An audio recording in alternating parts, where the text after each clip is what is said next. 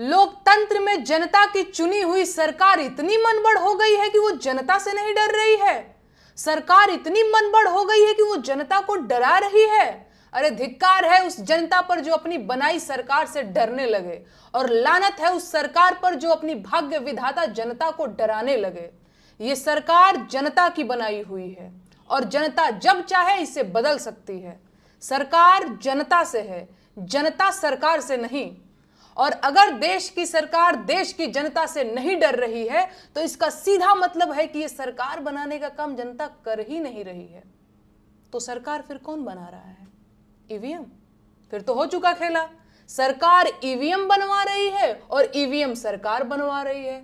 बढ़िया है फिर तो। अच्छा, दिल पे हाथ रख करके बताइएगा, आपको सच में लगता है कि सरकार देशवासियों का भला कर रही है? क्या आपको अब तक नहीं समझ में आ रहा है कि सरकार की नजर सिर्फ देश के संसाधनों पर है? महंगाई, बेरोजगारी, स्वास्थ्य और शिक्षा जैसे मुद्दों को साइडलाइन कर देने वाली सरकार देश का भला कैसे कर सकती है? कुछ अंधभक्त और जाहिल किस्म के लोग मुझसे सवाल पूछ रहे हैं कि मैं होती कौन हूं प्रधानमंत्री से सवाल पूछने वाली? मेरी औकात क्या है? हैसियत क्या है मेरी? गजब सवाल है। अब क्या देश के प्रधानमंत्री से सवाल पूछने के लिए पहले मुझे प्रधानमंत्री बनना पड़ेगा?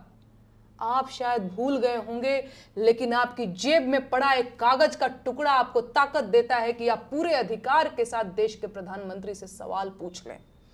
अपने सोए हुए दिमाग को जगाइए महाराज। आपका वोटर कार्ड आपको खाली सिम खरीदने के लिए नहीं दिया गया है, आपकी नागरिकता का एक दस्तावेज है, और वो उसके आधार पर रास्ते का एक गरीब मजदूर भी प्रधानमंत्री से पूछ सकता है कि साहब मैं अब तक गरीब क्यों हूं?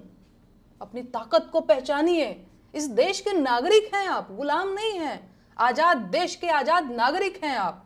जागिए और पूछिए सवाल इन बड़ी गाड़ी और ऊंचे मकान वाले नेताओं से कि आप अब तक बेरोजगार क्यों हैं? पूछिए सवाल इन महंगे सूट और मोटी खाल वाले नेताओं से कि देश की 80 करोड़ जनता सरकारी भीख पर क्यों जिंदा है? अपने जिंदा होने का सबूत दीजिए, सवाल पूछिए और अपना हक लीजिए।